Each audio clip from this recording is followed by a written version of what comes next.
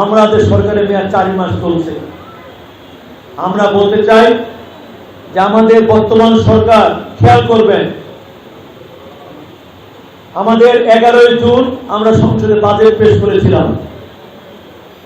খেয়াল করবেন তো, যখনই কোনদিন কোন সরকারি 54 বছরে বাজেট পেশ করেছিল, বলেন তো সকালে বাজেট করে, সন্ধ্যার সময় বিরোধী দল মিছিল করে, এবং সন্ধ্যার পরেই কেরোসিন তেল, সয়াবিন তেল, মসুরির ডাল, সরিষার তেল, সাবান, লবণ দাম বৃদ্ধি হতো কিনা বলেন?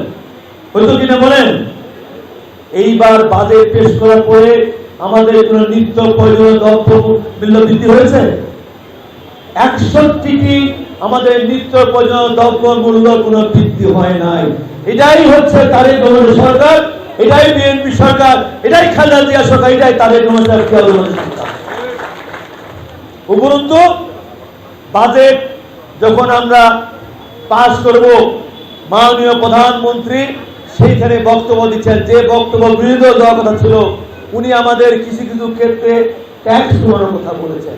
আমাদের বিশেষ করে আমাদের যে ব্যাংক অ্যাকাউন্ট করবে, সে ব্যাংক অ্যাকাউন্ট করতে গেলেই তাকে ট্রেড লাইসেন্সের বাইরেও তাকে সেইখানে আরো কিছু কাগজপত্র জমা দিতে হবে, সেটা রিলিজ করার কথা বলেছেন।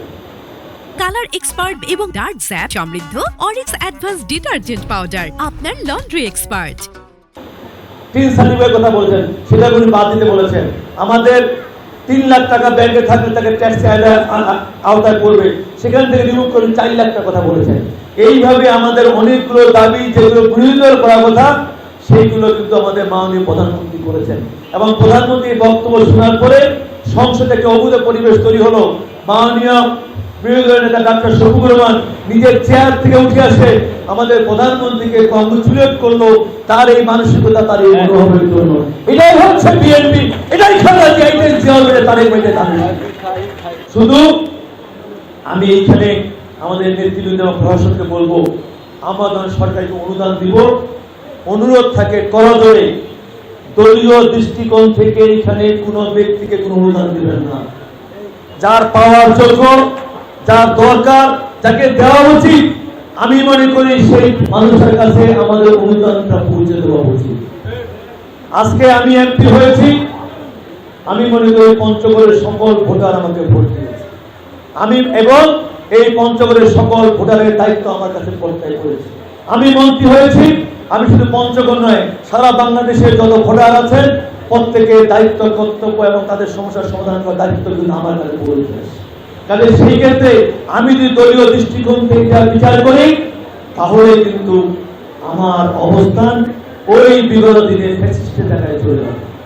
কাজে আমি আমার নেতৃবৃন্দ সহ আমার প্রশাসনকে বলবো, এবং আমাদের সবচেয়ে একটা ত্রুটি, আমরা কিন্তু আত্মীয়তা থেকে বেশি প্রিভিলেজ করার চেষ্টা করি, এবং অনেক জায়গায় দেখি এখন আমি মন্ত্রী হয়েছি, খোঁজ নাই খবর নাই, দুনিয়ার আত্মীয় আমার বেড়ে হয়ে গেছে। আত্মীয় আসে এমন ভিড় করে, আমার সেই মাঠের কর্মী, সে আমার ত্যাগী কর্মী, সে আর কাছে ভিড়তে পারে না। আমি অনুরোধ করবো, এই মানসিকতা পরিহার করতে হবে। ওই মাঠে যে কর্মীটি দীর্ঘদিন ধরে চাকরি পায় নাই, ব্যবসা পায় নাই, বাণিজ্য পায় নাই, দলের জন্য কাজ করে, দেশের জন্য কাজ করেছে, অবশ্যই সেই মানুষটাকে আমরা সেই প্রিভিলেজ দেওয়ার চেষ্টা করবো, আত্মীয়কে না দিব। কালার এক্সপার্ট এবং ডার্ক জ্যাপ সমৃদ্ধ অরিক্স অ্যাডভান্স ডিটারজেন্ট পাউডার, আপনার লন্ড্রি এক্সপার্ট।